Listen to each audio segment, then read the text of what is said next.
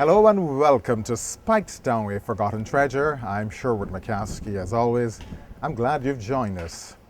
In our last program, a number of Speightstonians shared their fun-filled experiences of Haywoods.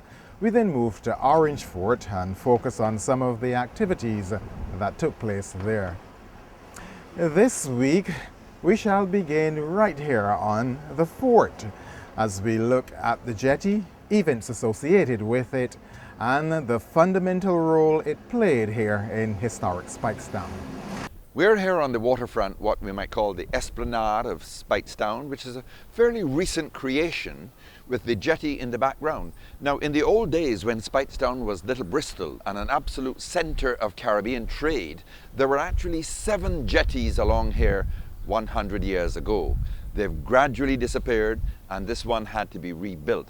Now, the local residents of Speightstown say that it was built in the wrong place because the breakers come in at high tide and spring tides and they have destroyed the jetty. So here is this wonderful jetty now in need of repair once again after less than 2 decades. How that can happen? You set up to do a 350-meter jetty, look at it, and build it in the middle of a show. That will mash up. It's not fair to the people. And now we're walking about, they got us kind of models for Barbados. What model they got to Barbados? But to keep down Barbados.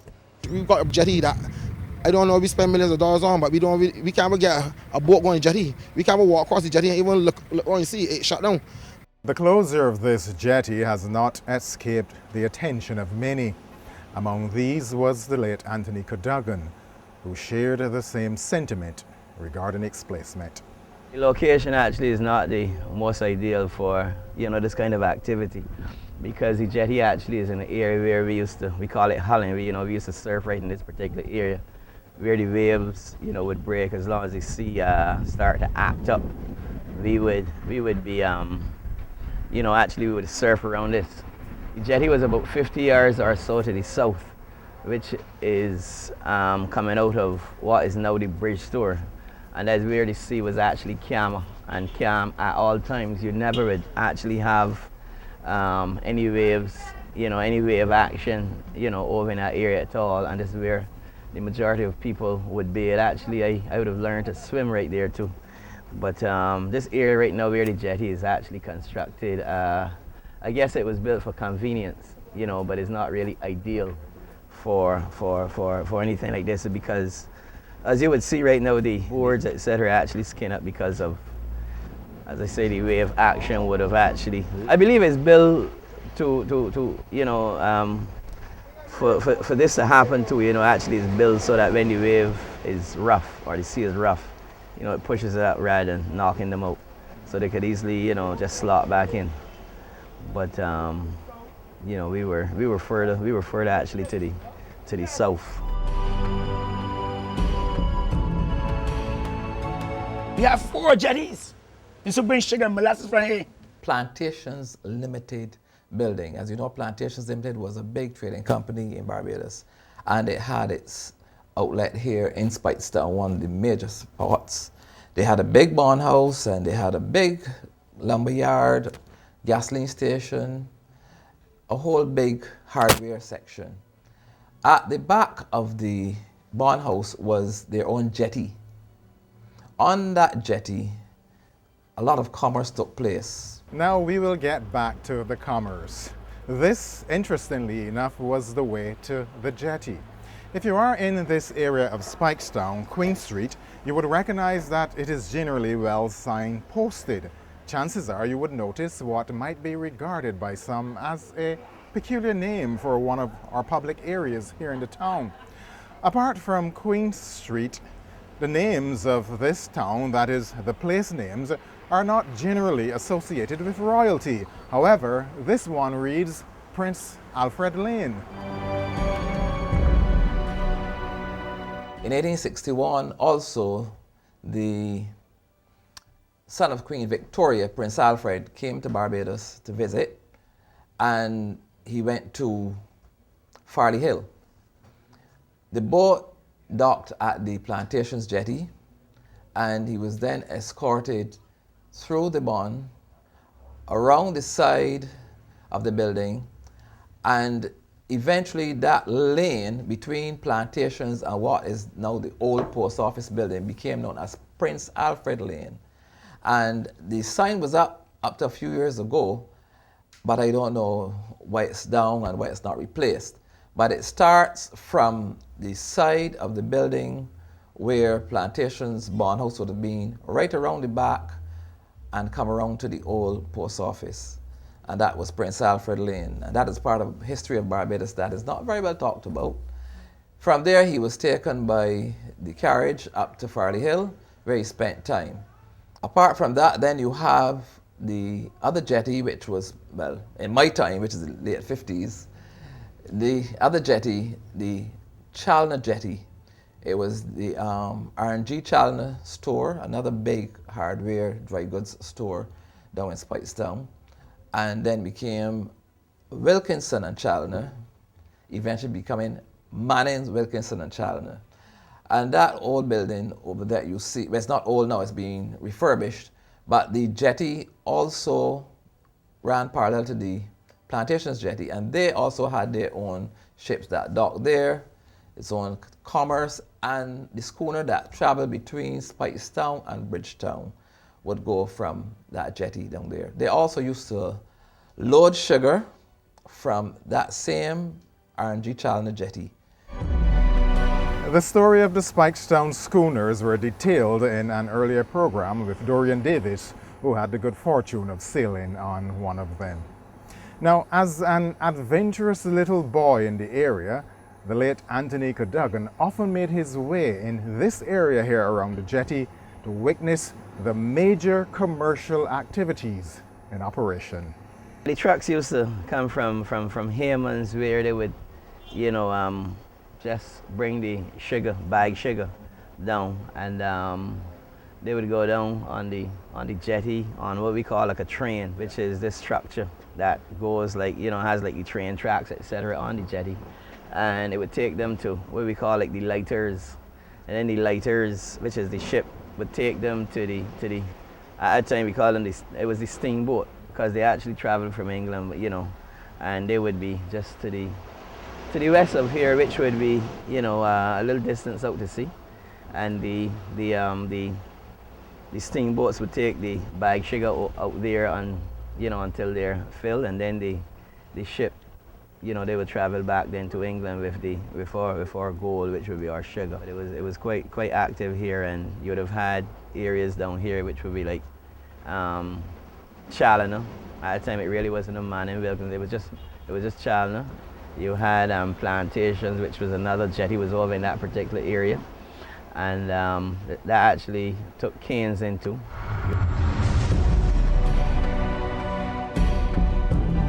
Peggy McGeary, in sharing her experiences of the commercial activities that took place here around the jetty, details the functionality of that special mechanism spoken about by the late Anthony Kdugan. Of course, that special mechanism was, in a sense, a conveyor belt in operation along the jetty. The steamships, as we call them, anchoring way off there in the dark blue areas of the sea, and the schooners and the lighter boats taking the bags of sugar as they came out of the war bonds, yes. And there were these, we used to refer to them as pulleys. I'm not sure if that was the right name, but the men would stack the sugar on top of them, and they had wheels that ran on this train-like line on the wharf. So the men would just come at the door of the barn and make one great big push, and it would go right down. And as children, sometimes we would wait on the side of the wharf and just hop on just for the ride down to the end of the wharf. And sometimes, you just jumped off and did these pretty flips into the water. Of course, we were all little. Nobody was scared of the sea except when it was really rough, and we were always in the sea, especially during the holiday time. No doubt it was an experience indeed. There was no deep water harbor here in Speightstown. Therefore, the ships had to anchor in the deep sea, and the lighters, as you heard, took the bags of sugar to the ships, quite similar to what occurred in Bridgetown prior to 1961, before the construction of the deep water harbor. Eventually, all but one of the mini jetties that extended from the coastline of Speightstown disappeared, and the one remaining jetty, that is the Challoner Jetty, served the fishing boats for many years until its gradual decline. Victor Frederick, a resident of Speightstown and a fisherman, in lamenting the then state of the jetty, noted the challenges and how they were seeking to overcome those challenges during an interview with CBC's reporter Don Singh back in the 1970s. Eventually one had to scrap and one remains staying. And now the competition is we don't have a jetty to get diesel, we have to get it how we could. And I believe Speightstown really want a jetty. Without the jetty, how do the fishermen make out? Well, got to lug the diesel. When they see breaking, as you see the jetty over there, it's all broken down, and they got to get the diesel how they could. They got to lug it. They got to even get the water from lugging about the road. All kind of, sometimes you see a jetty over there. Is the pipe turn off? They got to get the water how they could, and I feel it's unfair. Now these are conditions which exist for the men to go out to sea, but when they come back, in with the fish now. Sometimes when they come in, they can't even land the fish. You got to make the bridge down. You see, it's so rough. So therefore, what would you recommend as improved facilities? Well, I would recommend a jetty built to Speightstown Fish Market, which would end from at least from the market straight out to sea. And the fishermen will have a jetty built from about a certain distance out to sea that will just land the fish in trolleys, burn them up, and land them straight in the market. So the Bridgetown wouldn't be involved. Because most of the fish goes to Bridgetown, which the price sells a little cheaper. One of the biggest needs of the fishermen in Speightstown is the construction of a jetty to enable them to bring in their fish and to go out fishing. That need was unfulfilled for many years, so much so that it became somewhat of a litany and a daily lament of the people of Speightstown. Eventually, that new jetty was built. Speightstown for some time has been referred to as a dying town, with many of its older buildings close to ruin. But all that's about to change with the construction of this $750,000 jetty. The jetty, officially opened by Prime Minister Owen Arthur, was financed and constructed by the private firm Richard Edgill Associates under an arrangement that will see it getting tax concessions from government. Prime Minister Owen Arthur described the event as a dawn of a new day in the life of the town, adding that it will, among other things, allow for the launching of tours by cruise vessels such as the Harbour Master and Jolly Roger. The introduction of this new facility only adds to the other activities in the area. Along with the jetty, the Speightstown Esplanade is also to be upgraded, as well as the fish market building to provide an office information booth and public washroom facilities. A number of buildings in the area are also currently undergoing restoration. And what do people in the area think of all these new initiatives? I like it and enjoy it because of the fishing boats. Because I deal with fish. I said a lot of the buildings won't change anything, but not more than buildings. Make it look a little better, more than time. We hope to have a better fish product for the people in the northern parishes, including St. Andrew and St. Joseph and so on, who don't normally get fish. So when the fish, instead of going to Bridgetown, they can come straight to Speightstown, land here, and come straight in this processing room, and we'll process them and just get them out to the northern parishes. Well, as you have seen in previous programs, the Esplanade was upgraded, the old health center was refurbished, and an adjoining complex was built. So too, the fish market. Now, Clement Armstrong takes us back to the days when the newly built jetty functioned here in historic Speightstown, and he suggests ways in which the area could be used to reap financial benefits for all of the businesses. But when that jetty was functioning, you used to got 200 and 300 people a week coming, fishing, relaxing, with the lights on, and that just to generate business. You know, just extending that 350 meters though, and bring one cruise ship here. You know, we vendors come down here, you know, we taxi men come down here. You know how much more people get employed? You know how much yam and potato from basketball and the plantation they sell? You know how much more food they sell? The yachts that come to Port St. Charles, they try to keep them inside there. They don't let them come out here birth. But in Bay Street, they go in Bay Street and birth. This is another area we're trying to get. The little smaller yachts that clear customers down here to come out here and birth. If that jetty were functioning, more yachts would be here. Because the town is not as noisy as Bay Street. After this transatlantic for 3 or 4 months, and then come here band in the middle of the night, and you're causing that quaintness in the sea, you prefer Speightstown. But they don't encourage it. Yachtsmen that come on the yacht, they can't afford Port St. Charles. So they will come out and buy something. So we get something off of that. Now, it has often been said that for one to be successful in forging ahead, he needs to pause and look back. Now, Clement Armstrong uses the rich history of Speightstown, that history of the movement of people and goods, to inform his thinking and the decision as to what the future holds for this historic town. But I know everything in Barbados have to come north. The seaport, airport come north. Seaport come north. But it's still happening to us. Because the tourist boats come in. The taxi men smart. They went to university. In a sense, turning south to go in Broad Street traffic at 8 o'clock in the morning. When people just come off about 4 hours to get traffic down 3 hours. So they come north. So they can hide and hide. But my people will bring the traffic to us. So they can't hide no more. The island getting big, they're getting congested with cars. They got to make this decision. This is the place supposed to be the land, the main port of entry for tourism. Because it started, you should bring sugar and molasses from here. We can move people from here the same way too. Well, it can't happen. It happened in the 1600s up to 1970. What happened to our people? We believe that we can't go back. The Europeans things come back in time. It's coming back. And they can't stop it. We move molasses from here. The South people from South Carolina left from here. Everything leave from here. The Americans come and trade here with 4 jetties. This town was always driven by boats.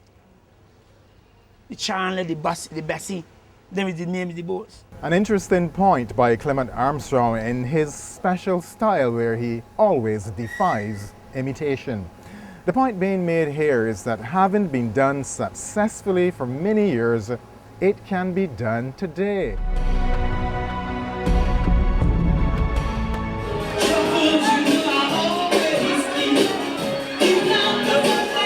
Entertainment has always been associated with towns.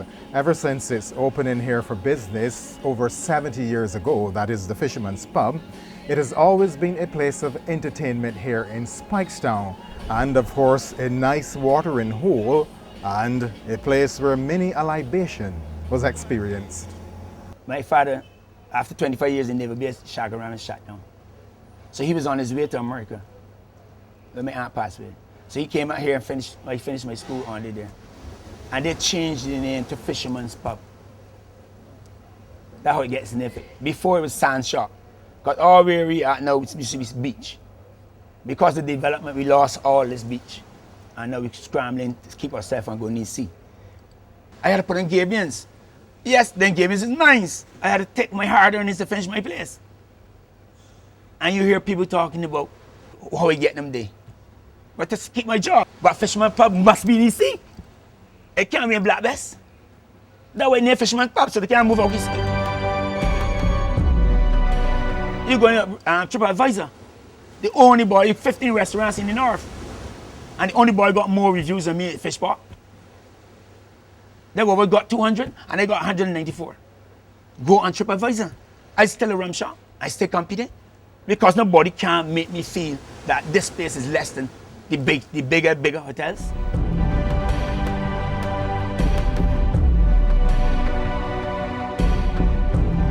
Right in the Fisherman's Pub, there used to be a jukebox. And people would punch the jukebox. And I remember being on the beach one day and the jukebox was playing a very spicy song, which I did not know the meaning to, but the music was nice and I danced and somebody called my mother. When I felt her hand on my shoulder, When I looked around, I don't know, you watch cartoon? You know, when you're running and your feet are in space, like that. I got the flogging in my life.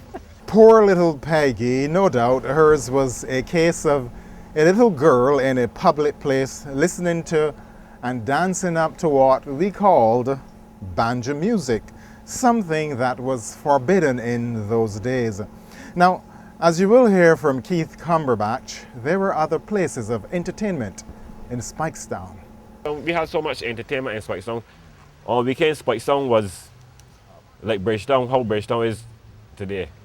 Speightstown was the spot. We used to get the people from St. Thomas, St. Andrew, St. Lucie, all the North, St. James, majority all those neighboring parishes used to, weekend time, Speightstown was the thing. And we had a whole set of party spots. We had Club Maliki, and that was situated in Haywards. At that time it was Haywards at that time.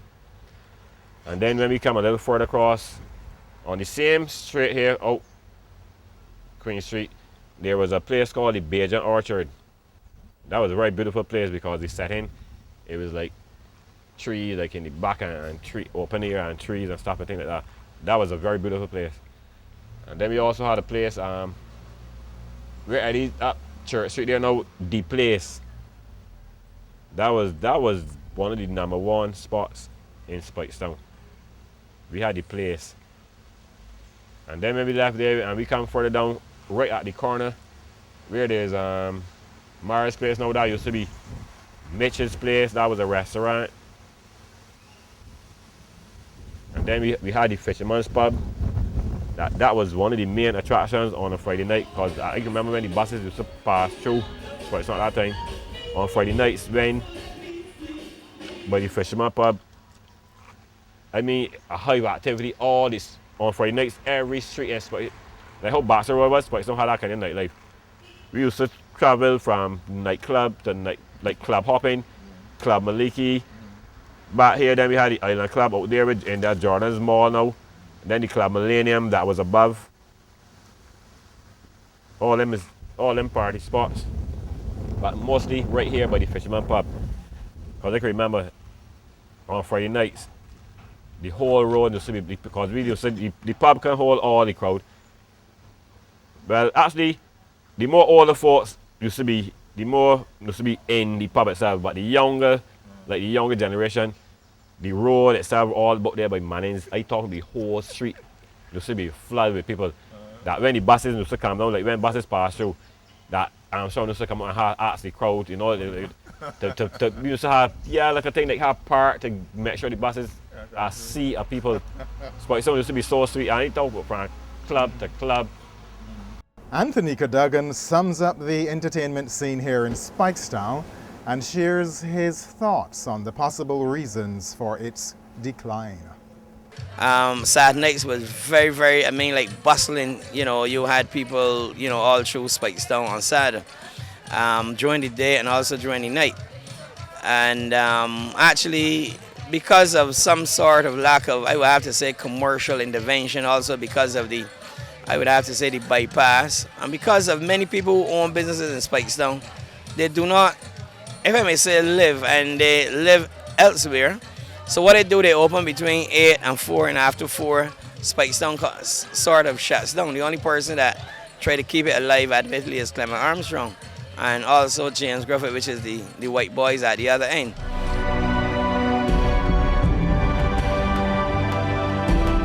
In addition to the entertainment provided by the nightclubs and the eating establishment, Speightstown was the home of a special kind of sport and entertainment, pawn boat racing.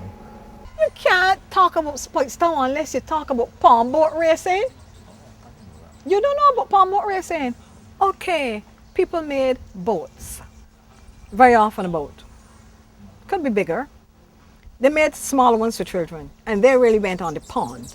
All right, out there in the pond. But pawn boat racing was for men, and there were certain people who made those pawn boats. The bottom of the boat had a long, I think you call it a keel, and at the base of the keel was a piece of lead that kept it seated in the water. But then you also had to make your sails tall enough to keep the boat buoyant.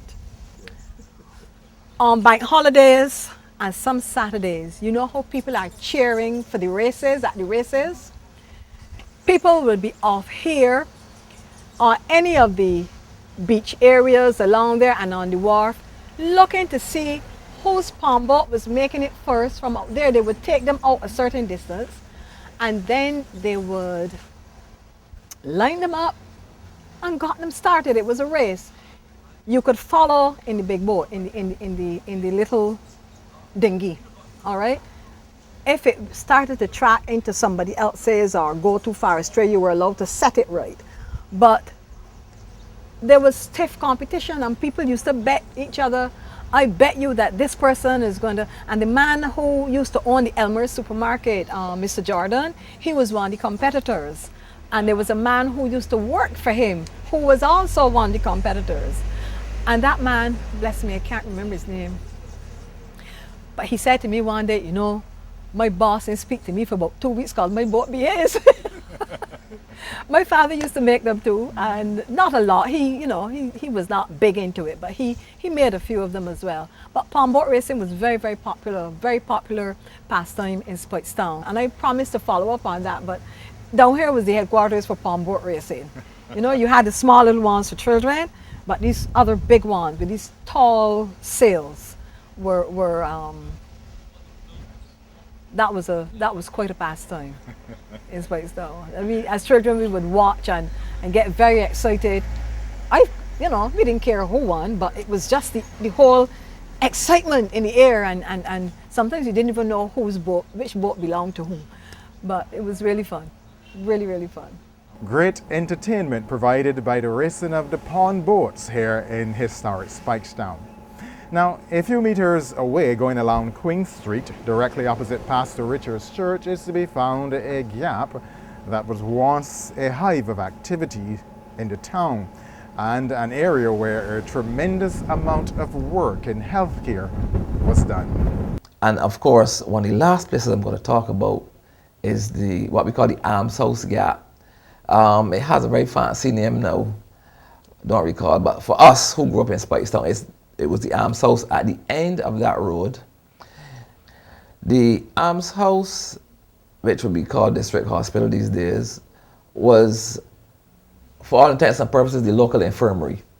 So it took many people who were ill over the years when they had all the different diseases. That's the first place. That even continued when the new health center opened at the bottom here of Chapel Street. The almshouse still continued until it was closed. The health center, which served the northern part of the island, and it was very useful. I myself was a child who went there and was reared there and grew up and saw the whole development and change. And the nurses that left there and went to the new polyclinic, they were just the older ones. They're all gone now, so the polyclinic they've changed into new staff altogether. But the bank, Barbados National Bank building, has replaced the old health center, and the post office is located at the back because the government building is no longer in use, it's dilapidated, so the post office and library have moved both into the back of the National Bank building.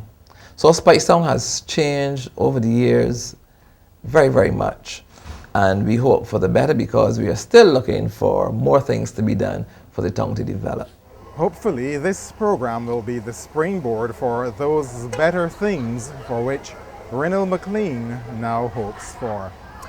And so that brings us to the end of yet another program in the series, Speightstown, A Forgotten Treasure. I'm Sherwood McCaskey. As always, I appreciate your stay with me. Until next week at the same time, good evening.